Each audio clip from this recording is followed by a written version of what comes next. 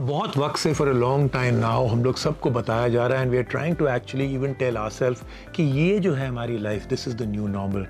But to be unfairly critical and fairly honest, it only seems like an attempt to make ourselves feel better about it, to make ourselves feel okay, क्योंकि this doesn't feel like normal. How can normal being glued to a screen for 8 to 10 hours a day? Look at how our kids are being imparted education. You will actually agree with me that this is not a normal at all. For their sake, I really hope this never ever becomes the normal. But I also have some major problems with online education and how it's actually being implemented right now. Lots of major problems. I have quite a few points, but actually they're not points. Let's just call them observations, but they are very, very important.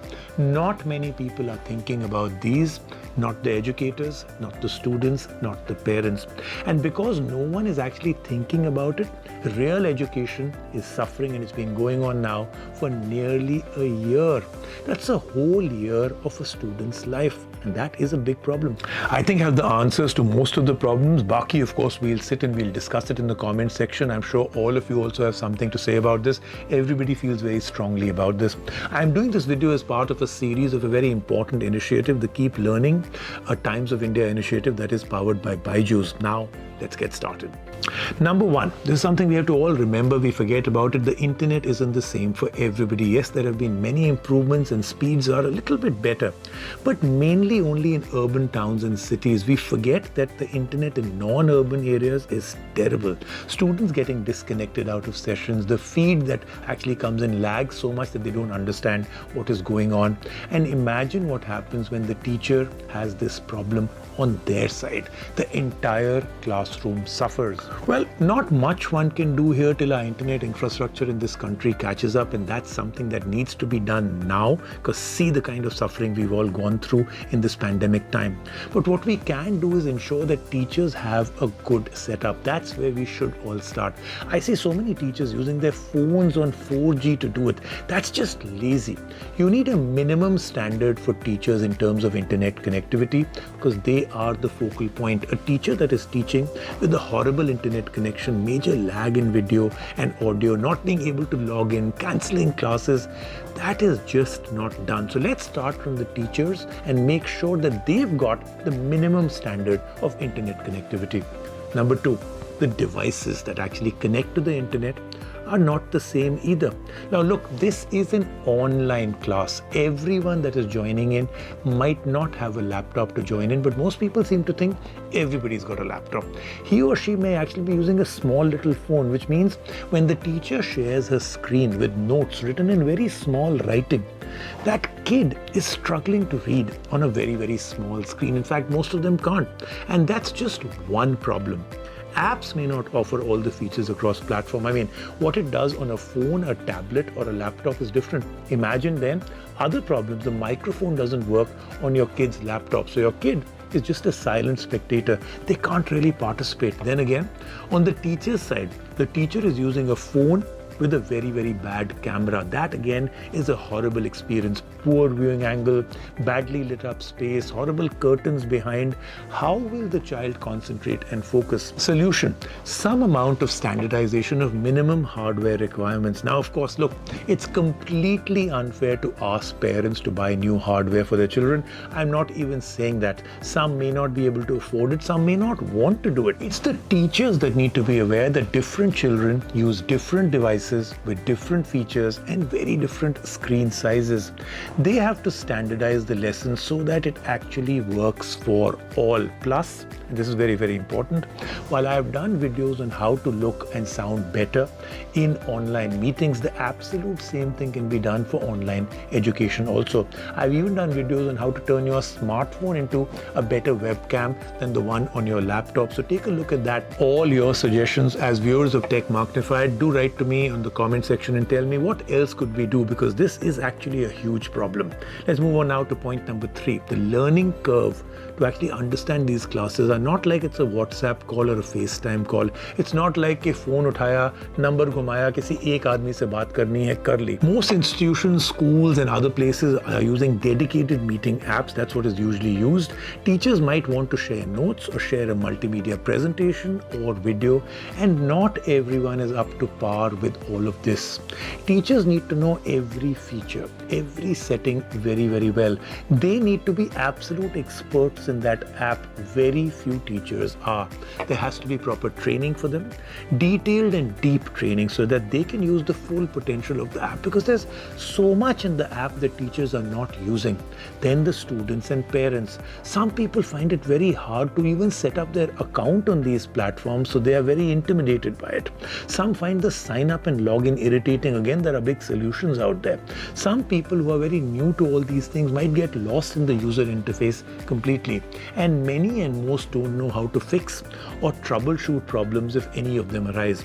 Nothing more frustrating than a parent or a student who is absolutely frustrated as they don't know how to use the app or what to do when the teacher is actually asking them to do something. Now, there is a solution, of course, and it's an easy one, which is, of course, some amount of basic training. This whole online education thing just started one day. No one took time to get the students and the parents and the teachers on board to take them through each feature, teach them how to do things. They were just left to fend for themselves, and that's where the start was actually wrong. Kehte hain na, the foundation never got built. That needs to change. While of course the schools, the colleges, the institutes must offer training to the teacher and the students, and like I said, there should be deep training, not surface training as to how it's happened till now. You know, there is another way. Thankfully, there are hundreds of videos here on YouTube to teach you the exact same thing and to teach you at a professional level. I would say to students, teachers, parents, institute owners, principals, learn from them. Very important. Now let's move on to the 4th point, the other learning curve. Online meetings have certain protocols for efficient conduct, but unfortunately very few people are aware of it. These are the unsaid things. Not everyone has a carefully made video shooting and online meeting corner like the one I have out here. These are houses, everyday houses with other family members, and houses have disturbances. So the first rule should be to make the house as distraction free, or a particular place as distraction free as possible when school is in session. Parents are not taking care of this. When you're together in a classroom, discipline of communication is very easy to maintain. So when you're online, the same thing needs to happen. Remember, the teacher is the moderator. So when the teacher is speaking, all other microphones must be on mute. Speak only when allowed to or asked to. All students must have their cameras on at all times. This is important. It's also important for both teachers and students to understand that there are important rules to be followed, else online education is an absolute disaster. It's chaos. These rules need to be set up, taught, implemented, executed, and remember the goal. The goal is efficient communication rules for maximum learning. Let's move on to our next point, number 5. Now, let's say all the problems I've discussed above have somehow been solved. Yes, all of it. It's a holy grail. The teachers and the students are all connected. Internet speed is good, and all of that is done. The devices are perfect. Now what? Now here's the biggest problem that I've actually observed. They've taken something very physical, very practical, very hands-on classroom education in a school and made it completely and totally digital. But the transformation didn't really happen. The understanding didn't happen that it can't be the exact same way of teaching it online. It's impossible for that to work. Students will zone out, not understand or not be interested at all. Classes need to have multimedia, be more interactive, involve more the students more, use technology more. You can have things like polls or quizzes, or it could be actual virtual reality where students are interacting with virtual lab equipment in a virtual lab. Look, there are many things. It's just software. It can be done, but the effort hasn't been put in to actually see what all is out there. Educators need to wake up to all the potential that they have that they are not using right now.